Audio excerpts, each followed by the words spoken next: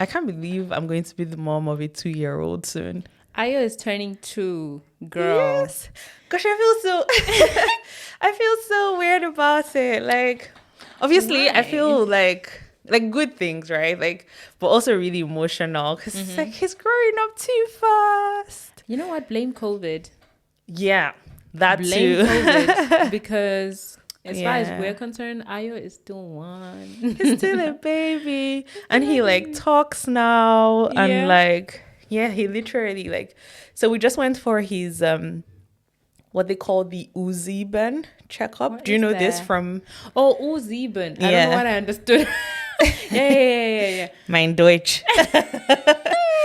um yeah, so we just went to have this. So first of all, we're already on 7, which is crazy. So for So those maybe kind of explain. yeah, for Yeah. those that don't know what I'm talking about. So when kids are born in Germany, you go through this process of not really a process, but they have these checks, right? To kind of check their like how they're growing, their cognitive abilities, their health, the way their organs are developing, things like that, right? So it starts from U1 to U11, I think. Or is it So 12? U1 to U11. So U1 to U11. So yeah, we just went for his Uziben. And yeah, for those that don't know, in Germany, when a child is born, they go through these checks. So U typically represents Untersuchung, I think. Yeah. So Untersuchung 1 Like, bis what's Untersuchung 11. in English? Checkups. Checkup. Yeah. So Checkup 1 checkup. to checkup So 11. checkup 1 to checkup 11. And Aya is already on 7. So Wow. from when 4 they're more to born. go. Yeah. So the way it works is U1, so U1 is done at the first At checkup is birth. done at birth. So Yeah. right after they come out of the womb, they check. To be honest, I don't know what they check I because know because I'm a nurse. okay, so please help us because I had a C-section for Ayo. Oh, really? Yeah, and I'm not ashamed of this. Apparently, it's something that I should be ashamed Why of. should you be ashamed? Now we're going to check the aunties People that want like to shame us. shaming, yeah. 'Cause what? During my C-section, during the procedure, I suddenly couldn't like. I think I couldn't breathe. Or no. My mouth there feeling dry. Oh. My mouth and my throat. Like I just remember this. My whole throat and my mouth was like really dry, and it just kept getting drier. And I kept saying, "Guys, my mouth is really dry. My mouth is really dry." And then the nurse, I think she's there, one close to me. Either the nurse or the anesthesiologist. The anesthesiologist. It's the one, yeah, and an anesthesiologist nurse. I don't know what it's called in English, but So it's the doctor and the nurse of anesthesia, that they're next to of me. the anesthesia. Yeah, they're the ones at the head. Exactly. So that's the one that was next to me. And she kept saying, because she now started checking like vitals. She's like, everything looks fine. Your blood pressure looks fine. But it's not about them. It's not about Yeah. them. But she's like, you can't have anything to drink until you're done. Unfortunately, Yeah. And I was like, but it's so the whole procedure, because that from the minute they put in the anesthesia, not the anesthesia, but Epidural, I think. so they put in more of the epidural. So I had already taken epidural before the procedure. And then they put in, then I think they just said they'll put in more so they can do the surgery because it's a form of anesthesia. So yeah, then they started and then suddenly, anyways, this was really scary because I thought I was going to die. I don't know why, but yeah, I was just Poor like, baby. because I was just like, I've never heard of this before. Nobody has ever. So I had watched like obviously a ton of videos and read a ton of things and had never seen this before. So when he was born, I remember I couldn't think of anything else because I just kept saying, I'm so thirsty. I like my mouth is so dry. And it wasn't dry in a thirsty way, to be honest. It was dry in I don't know, it was strange. So I just kept saying I need to drink something and then when he was born, I remember Fola like took him because he was next to me the whole time. And the minute Ayo came out, they gave him to Fola and he took him. So he was there for the U1s. So I don't know what they check in the U1s. So maybe you help us. I need to get back to my notes, because I may forget some stuff. But they just test basically everything from weight to height to okay, so the whole process. Sensory. Yeah. That's the other thing. Also, now I know these things in German, but translating may be a problem. But the muscle like activity, I think. I see. Yeah. Okay, that makes sense. So that's why it's stuff like why if the baby doesn't cry, that's why they hit it a bit, because they are checking like the reaction. Okay. The reflexes. Reflexes. Yeah. Thank you. Exactly. And what else do they check? I think they also check like, what is it called, bilirubin or something. I don't know what this is. You know what? I think I'm embarrassing the nurses. I have no idea what this is, but this, so they do the iron. So I obviously wasn't there because they were now like stitching me up. And when that was happening, for that birth, I remember him bringing iron. He's like, look. And head size. Yeah, they do. So they do head size, height, weight, and things. Yeah. And then Fela brought him. He was like, look, he's so perfect. Aww. But I couldn't look because he wanted me to like try to hold him a bit, or like, because I think Fela knew, because he knew like that would be important to me, but I couldn't. I was like, Fela, honestly, just take him. I can't. Yeah. Because I don't know what that was, but that happened. Okay. Moving on. But honestly, couldn't they just take a compression, dip it in water and put it in your mouth or something? I don't know. It was kind of just the whole point of the anesthesia, of not being allowed to take fluid and stuff, is not defeated by just having a wet compression in my mouth. Yeah. I honestly don't know what that was, but it was very strange. I'm not going to lie. And anyways, let's just move on from Uain. So Utsfai happens in like the next few days. I think by like the third day. So typically when you have a baby in Germany, you stay for 72 hours. Is it? So yeah, because Utsfai happens after 72 hours. Okay. And is it Udrai? No, it's Utsfai. Anything after Uains, I don't know. Yeah, no, Utsfai happens after 72 hours. So everybody actually stays for, you can go home and come back, but they just, yeah. So if you're good after your birth, you can actually leave that day, like almost a few hours later. I think I would do that. Hospitals disgust me. Like, I think because I work in a hospital. Yeah. So they tell you can like leave and come back, but they just advise that you stay for up to the 72 hours, and once they've done the Utsfai, you can go home. You can go, yeah. So there's that. In my own case, because of the C-section, and also Ayo had some. So we're saying his oxygen levels are not optimal. So it wasn't that it was low, because for instance, it was a strange thing. I think we were like, it's supposed to be 100, but it's at like 94 or something like that. But it's supposed to be 100. So yeah, so there was that, and then there was also the fact that he didn't like latch to nurse, but also my milk didn't come in for like 3 days. Yeah. So what was he drinking? What was he having? Formula. No. Yeah. Oh, yo. So he didn't latch for like, and then he wasn't eating, and even the formula, he wasn't taking it. But then when I went to Nigeria and I talked about this with like a doctor, and they were like, this is completely normal. Like some babies don't eat for like 24 hours and it's completely fine. But they made it a whole thing. They took him to the ICU. What? They put in like what's it when you put the thing in the nose to feed him? I just know the name in German, like the Magensonde. Yeah, to feed him. Guys, please tell us what a Magensonde is in English. And I thought that was so extreme because they did this without our consent. Like, they didn't tell us, we're going to do this. They kind of just took, because I had my wound, I had to stay in bed. Fela was there, but like they didn't get his consent or anything. Just took him and said, he's not eating. And then they put the thing up his nose. Honestly, this is interesting because I haven't remembered this for a long time. There was a black nurse, and then she came and she was like, so eventually, because he was in the ICU for so long, I actually, like the next day got up, like with all the pain, because I was like, you can't just take, so for almost 24 hours, I didn't see Ayo after he was born. Yeah. So I actually just stood up and I was like, if you guys are going to play legs, then I'm going to go. So I had to, I went down to the ICU. I remember how excruciatingly painful this was with my C-section thing still being very fresh.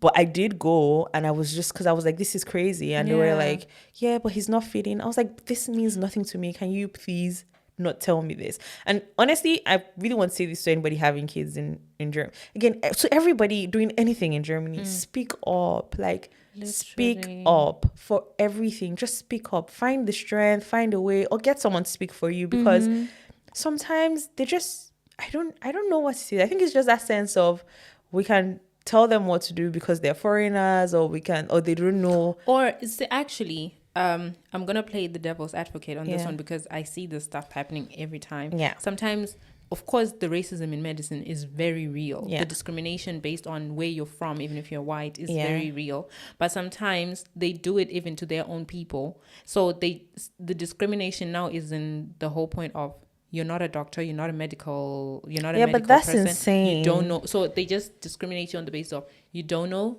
anything about this. I know, so I will make the decision. But that's still crazy. And like, I hate it. Yeah, I just thought that was too much, because I was like, how'd you just do that? And I had a child and I didn't touch him or hold him for almost 24 hours.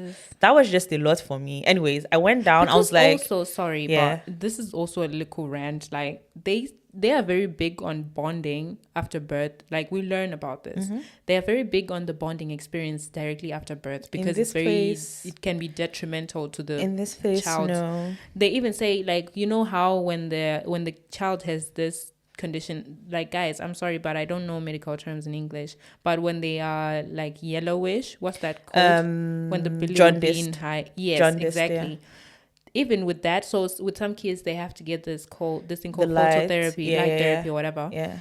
They even teach us that during that whole time, sometimes there has to be breaks in between, so that the baby is put on the bare chest of either the father or the mother. Yeah. So things like this make me realize they're very big on bonding. And the child is in ICU not because of something really, really major. So it's like, how are you? Your baby wasn't in the ICU because he was like premature or it was something serious. He just wasn't feeding. So he had the nose tube. So why couldn't they take it out for one tiny bit and give you your child to bond? He didn't even need the nose tube. And this is what the nurse was saying. So the black nurse, she came to me because I eventually said, please, like, I don't want to hear it anymore. He's coming with me. Yeah. So they like brought him up to where I was but then I think they now put us in so not the intensive care unit, but like the station where my the ward where I stayed anyways was for babies that still needed care. So there's like special equipment in those rooms. Okay. So he still had the thing in his nose. So yeah. And the nurse came to me and she was like, she was so cool because not many black people do this, right? Yeah. So she came to me and she was like, why is the thing in his nose? And I was like, yeah, they said he's not feeding. And she was so confused because she was like, yeah, obviously it's like, he's a baby that has just been born, less than just a day, just over a day. He doesn't know how to feed. Yeah. So this isn't even a problem. Like, why are they making it a problem? He just needs to learn. And she was like, you know what? It's fine. She was like, was he eating? And I was like, he hasn't latched just yet and my milk hasn't really come in. And she was like, fine. Like she took one of the formulas and she took him and she just there like forcing it. And she was like, I'm going to make sure he takes it up to a certain level. And then once he gets there, you can tell them he's eating this much and he'll be fine. And she did it. Like she sat with us and she just kept forcing and feeding him. Not forcing, but like she was just like, just don't worry, relax. He may not take it, but he's still learning. And she just kept doing that till he took like a decent amount, I think like 60 mil, which was huge for that stage or something, or 6 might be 6 mil, might not be 60 because 60 sounds like a lot, but yeah, or something, right? And 6 also sounds like too little. I can't remember, guys. I've passed that stage for like 2 years now. But yeah, like I haven't remembered this woman for such a long time, but yeah, like just thinking of how much that helped us, because then he could now stay with me and the whole time, and he could be up again, and even if he still needed to be on the monitors and stuff, at least we were together, Yeah. So if she hadn't done that, he would have still remained in the ICU. Yeah. Can you imagine the stupidity? NICU, and you're like, he's not eating, but you're not giving him the opportunity to even try. Yeah. Yeah. Oh my God. There's that. But yeah, seriously, guys, if having a baby in general is a whole process, right? If you're doing it in your country, if you're doing it anywhere abroad, but doing it in Germany, I think is very specific, especially when there's this language thing, right? In my own case, I do speak German, so I think that helps a bit. It does. But just try. Like you can actually ask, because in most hospitals they will even tell you, like when we did orientation before we had the child, because you actually go for like an orientation evening or something, which is something, again, if you're having a baby, this is something, right? And I'll try to give you a few tips in this episode. So there was like an orientation evening, and they actually said like there are different languages that they speak in the hospital, so you can get like and like English speaking midwives, you can get Iranian speaking midwives, Turkish speaking, and even doctors, right, for the birth. But I think midwives typically do the birth in Germany. Doctors stay around for if there are complications. So like the whole birthing process happens with midwives. But if there's now going to be like a C-section or something, then there are doctors around and the doctors step in. But you know this better, obviously. Not really. I mean, I haven't worked maternity on a maternity ward. Yeah. So all the experience with birth and stuff is from the OR. Okay. So, but man, I don't know. I feel like also it's first of all, I wonder if this kind of service is available in as many hospitals in Germany as it should be, because I can imagine like this thing of this orientation also it being offered in different languages. I think there's always an orientation, but obviously the bigger the hospital, the more likely you'll find multiple languages, right? So I was in a hospital called Zana Klinikum, not Zana Hospital, Zana Klinikum. It's in Offenbach, so that's the biggest one in Offenbach. Oh, okay. Yeah, and that one was like a big one, so they had a few languages, right? I don't even think it's the most, but they had a few. So there was definitely like English, Iranian, Spanish, and Turkish. I can't remember anything else. I don't know if there was like French or anything, but there were those. Possibly they had French as well, but I don't know.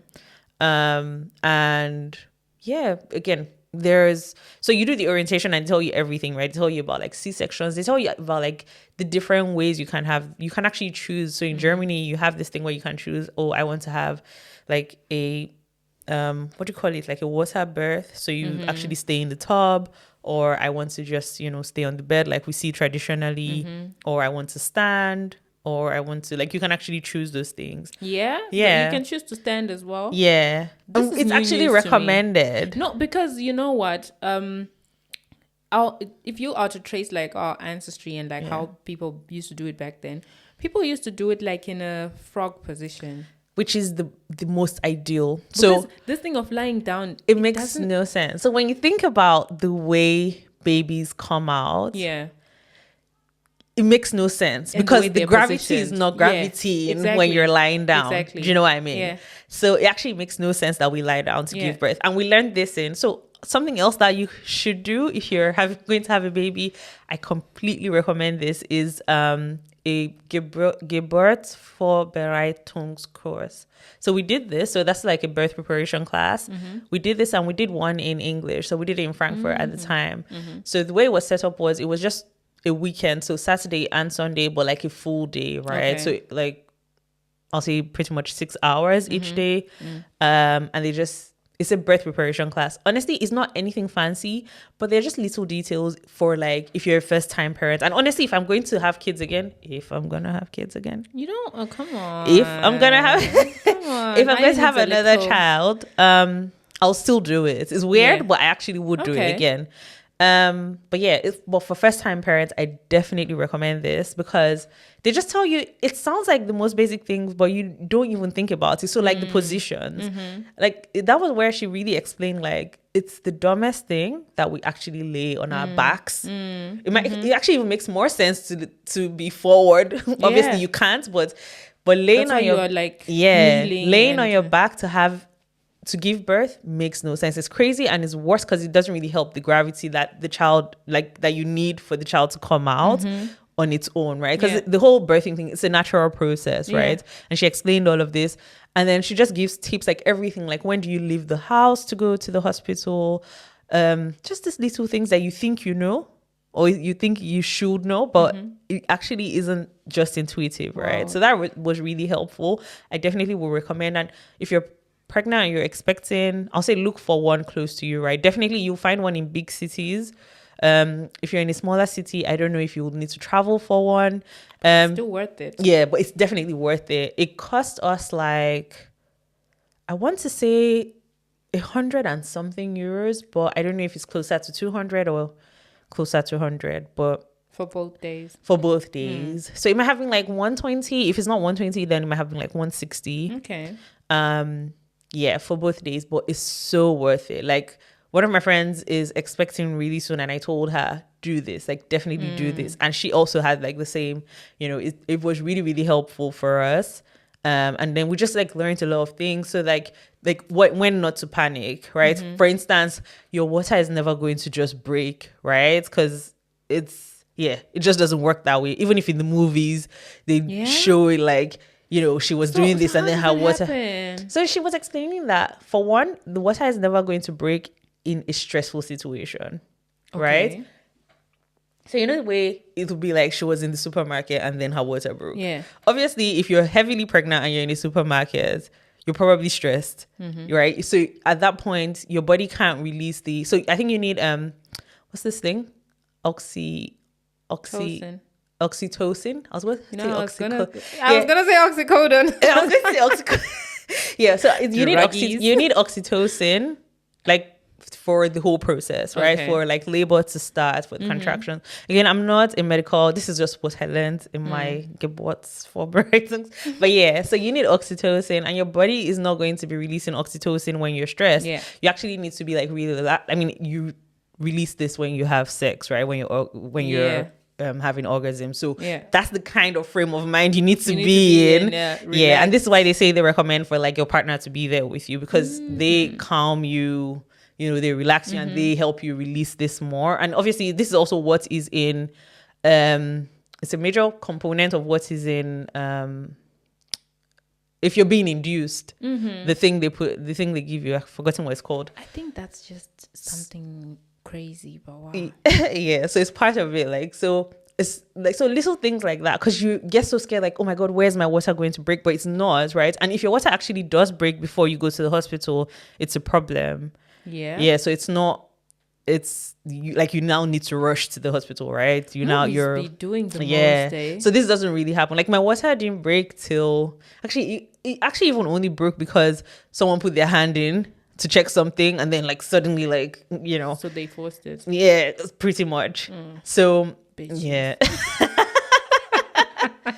Yeah. Just little things like that. Like, should you get what's it called? Should you get an epidural or should you not? And like, what the benefits, what the disadvantages, just little things like that. Again, obviously you can get all this information on the internet as well.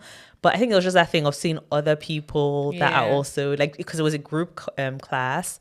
It was just nice. And then to like in between talk to other people expecting, and just, I really enjoyed it. And I learned a lot that helped.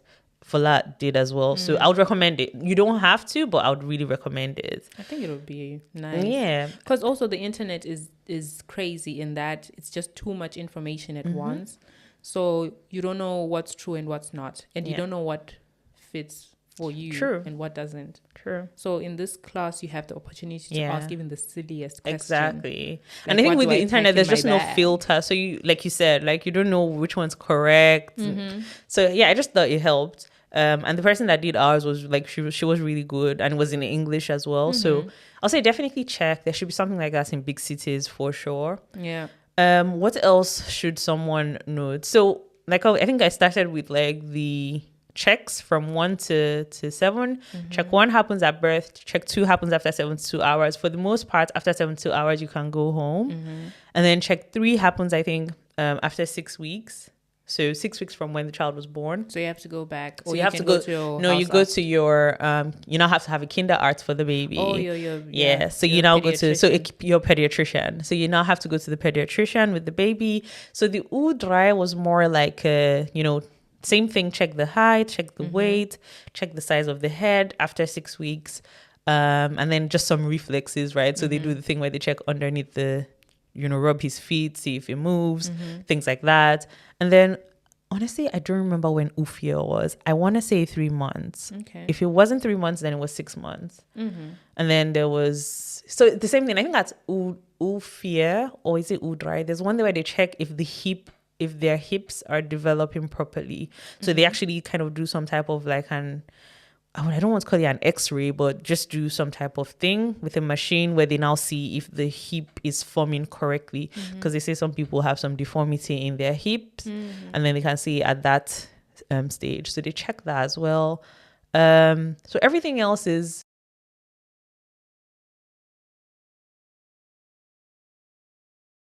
So they I was going to say something crazy you don't want to hear. What?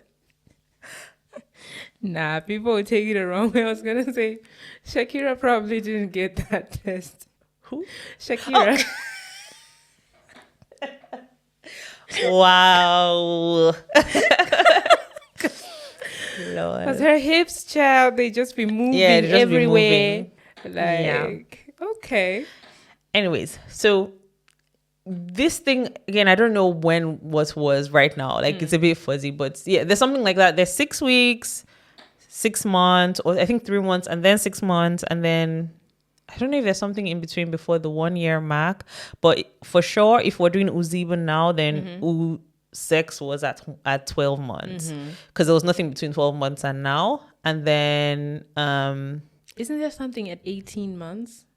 Like I think you might be right. Okay, sorry. I have that in my head you're somehow. You're correct. Yeah. Sorry. So there was because we did one in March, I think. So it was 18 months. Yeah, March Speaking or February. Like that, I hate people who use months to talk about their child's age. When a child is over 1, let's start. And it becomes so confusing. 1 is okay.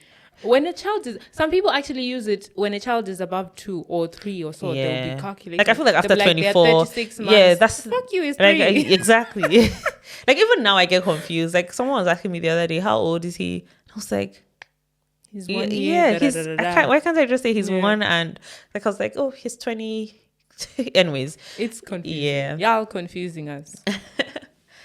Yeah, and again, for the most part, these checks, I would say ask questions. So I always used to ask like a lot of questions. Like when they check something, I'll be like, what is that? Please may I know what that is?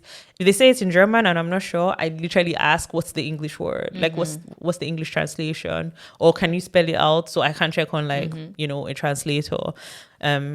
Because you just have to know. That's the thing. Like you shouldn't just be like, if there's something wrong, they'll tell me.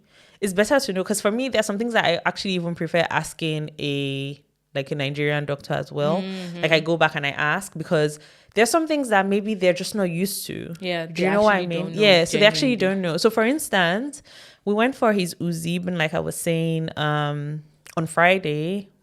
Doesn't matter what's Friday, but recently, and the lady was like, everything looks fine and everything, but his tummy seems to be big or something. So she was like, his tummy's a bit big.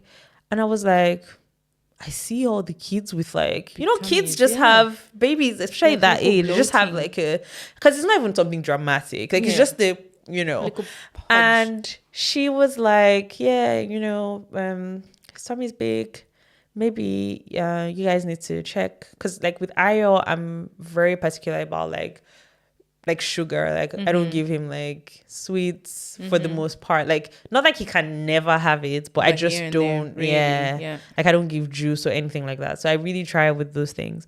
But she was like, yeah, you need to check the sugar that he's taking. So I was just like, okay.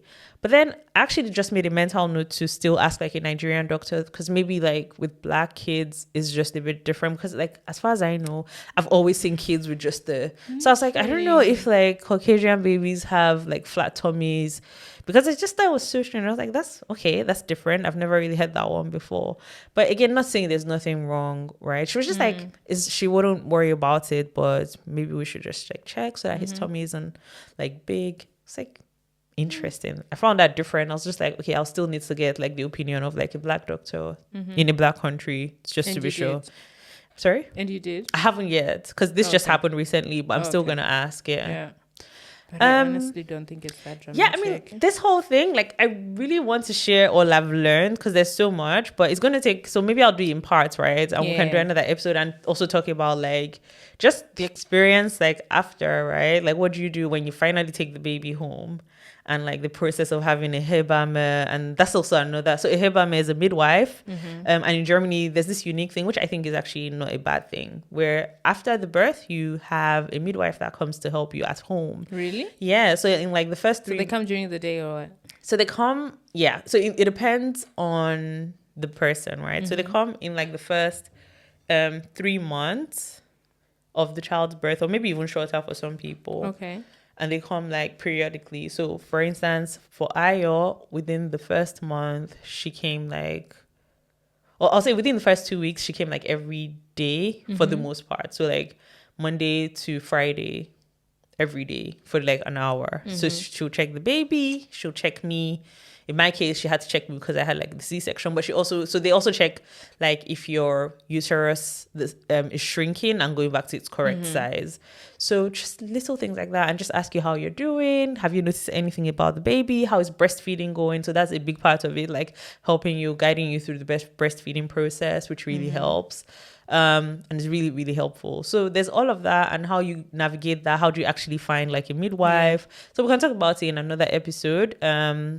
But yeah, again, for me, it's been a roller coaster. Sometimes I don't really like talking about it, to be honest, because there's some also not so fun parts about it. But yeah, I think if it can help someone, then I don't mind sharing. So we'll talk about it, and also like, you know, the after, like when you have your baby and they start growing, how do you cope? What do you do when you go to the park? Do you have to take your baby to the park? And things like that. Yeah, it's a whole it's a process. It's a whole long dramatic thing, but it's also very, like, at least for me, very rewarding when I see like my child is like, you know, healthy and growing, and now he's almost 2. Yeah, so emotional. But I actually didn't know this thing with the midwife coming to your home. So they because back home with us, it's like it's the moms and the aunties, exactly. Yeah. But because here they don't have this. Yeah. And in my own case, my mom couldn't come like right after I was born. She couldn't.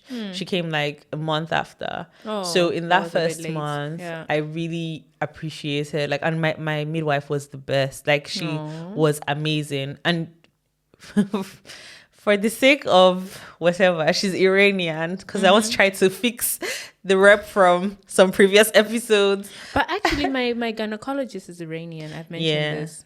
Yeah. No, but she's really good at what she does. Like, again, I also said, if I have another child, I would hope that she has time to also be my midwife again. That's nice. Yeah. She was really like good and helpful. Shout out to her. But you know what? I kind of want to go back to the C-section bit. Okay. Like, I know in Germany, like you were describing, you can choose what you want up to the position of your body, how you position your body during the birth. And you can also choose to have a C-section. Can you? You can choose to have a C-section. It was strongly discouraged. They discourage it. Strongly. But if you're like, I want a C-section, you can get it without there having to be a complication of sorts for you to have a C-section. It was strongly discouraged, and it was even almost felt like they were shaming it a bit, to be honest. Who was shaming it? Like in the orientation. Why? It was like, yeah, you should do, you know, try to have a natural birth, and we'll try to help you have a natural birth. I'm gonna blame the person who did the orientation with you, because we even learn it that you can make a decision, and if something is a thing where I can make a decision on, where's the shame supposed to come from? Where is it coming from? It's insane, because that's the thing. Excuse me, not everyone. Let's just be real. Not everyone who wants to have kids wants to have a natural birth for various reasons. Guys, you realize, of course, I don't have kids. I should have said this at the beginning of the episode, but I think people can tell from my and my ahas that I don't have kids. I don't have any experience with this. But just from videos, from watching birth videos and stuff, I know for certain, if I can choose, I don't want to have a natural birth. Yeah, I don't. This is what I used to say. I don't want it. This is actually what I used to say before I had a C-section. Your ass, the part from your it always tears is what they say. Hey, but they stitch it up. I don't want no stitches in my ass up to my pom-pom. So again, I can't really speak to a natural birth, but I always used to say this before I had the baby, like, because I felt like I'm one of those people, like, there's this thing in me to always rebel the norm. So I'm like, I just have this rebellious thing. So when everybody was like, oh, you should, you know, pray you have a natural birth, you'll give birth like a Hebrew woman, this and this. I was just like, what if I just want a C-section? Like, isn't it just easier to know exactly this is the day I'm going to have a baby? It's planned. I go in. Yeah. Simple, easy peasy.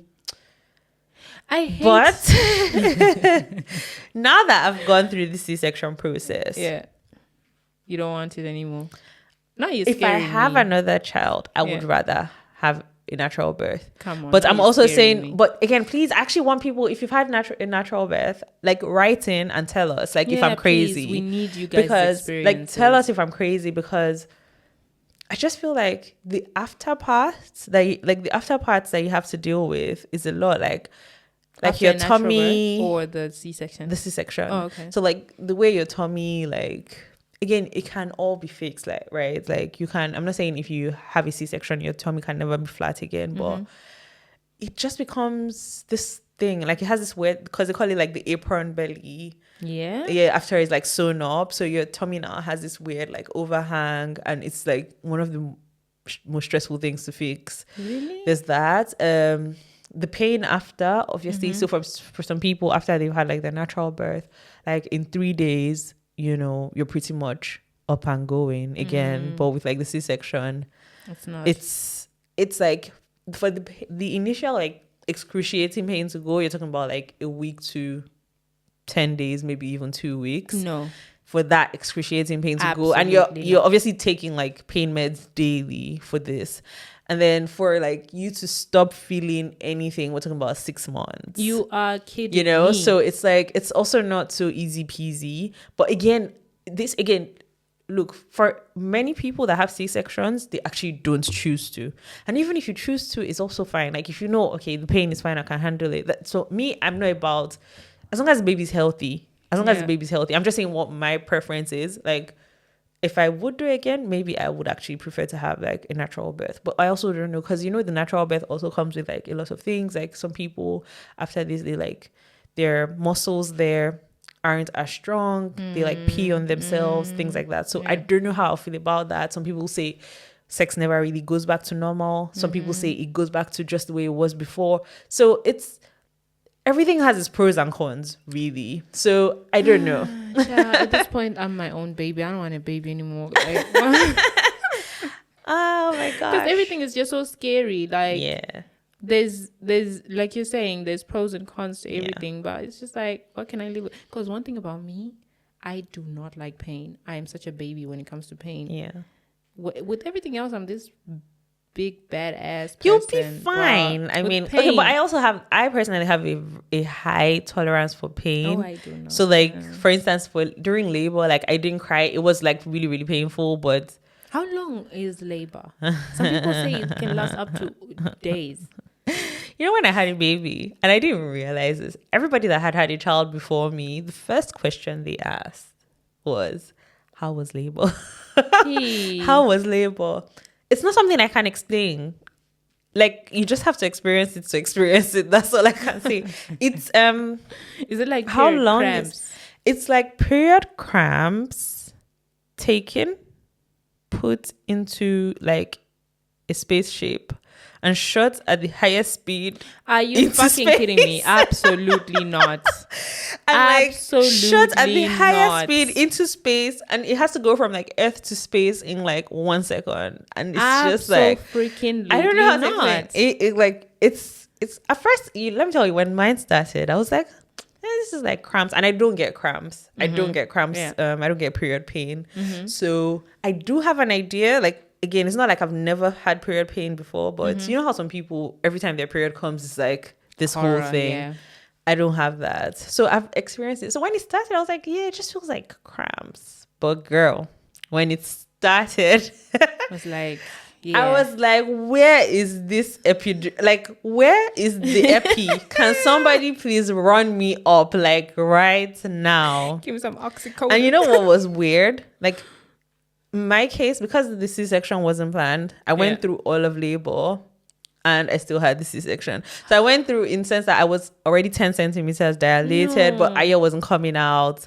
So that's why we now had to have the C-section. And I didn't get epidural till I was 8 centimeters, because they said the anesthesiologist was in surgery. You know, when I have never sworn for anybody in my life the way I swore for that anesthesiologist, because I was just like, why? Like, what is this surgery that's so important than my epidural?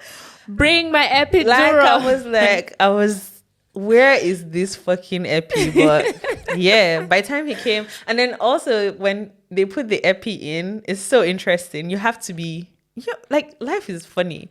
You have to sit very still. You're telling a woman that's going through labor, because they're putting like a needle into your spine. Any mistake can actually leave you crippled. Like you may not have your legs anymore.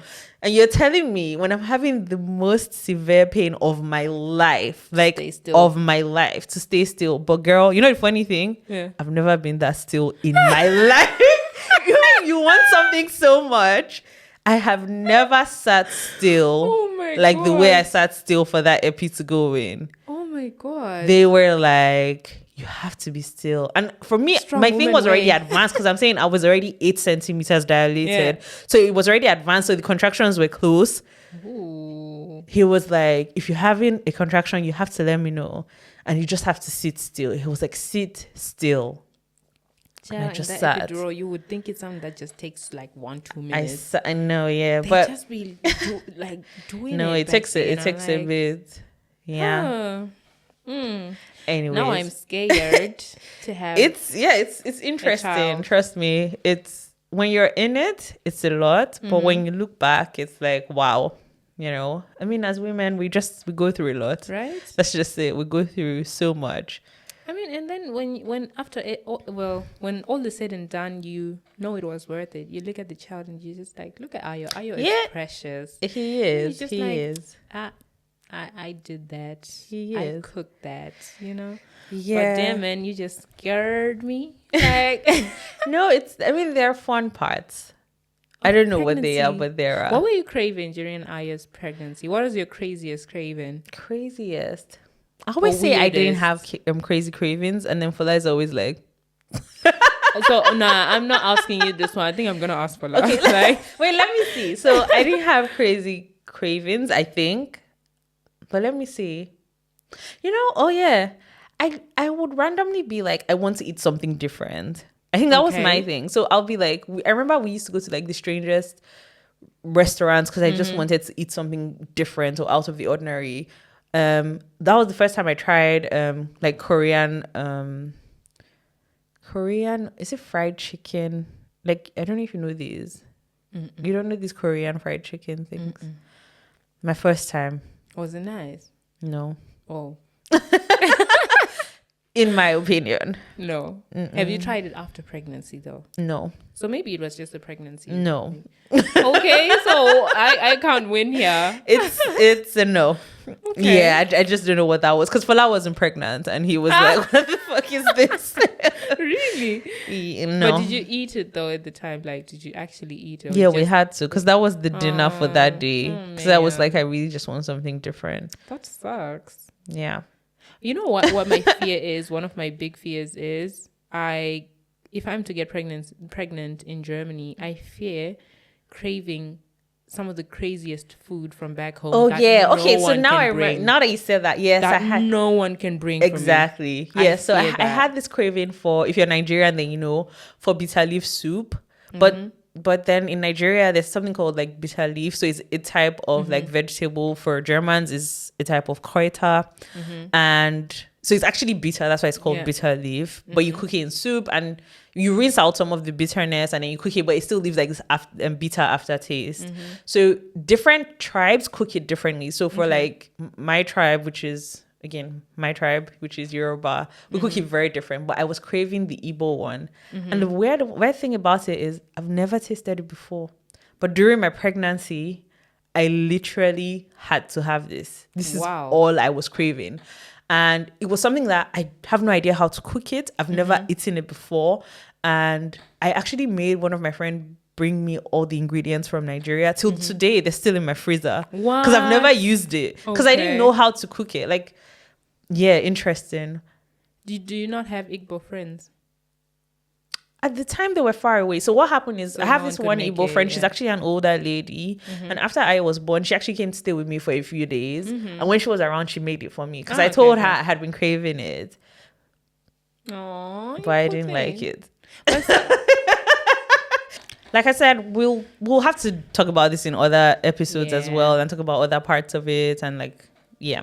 Definitely. But this was nice. This was actually interesting. I didn't think it was going to be an interesting topic, but yeah, this was actually interesting, and we would like to get your questions, guys. And I think these days I get a lot of questions about this. That's why I want to talk about it a bit more. So yeah, please write in, drop your comments. You can find and your experiences as well. It could help someone. And follow us and like and comment on our episodes on Spotify and YouTube at the She Sessions Pod. And on social media at the She Sessions Pod. And we will be looking forward to catching up with you in the next one. Yeah, she said it right, guys. I did. Yeah. Hi. And we miss Hadia. Yeah. We miss Hadia. And bye. Bye.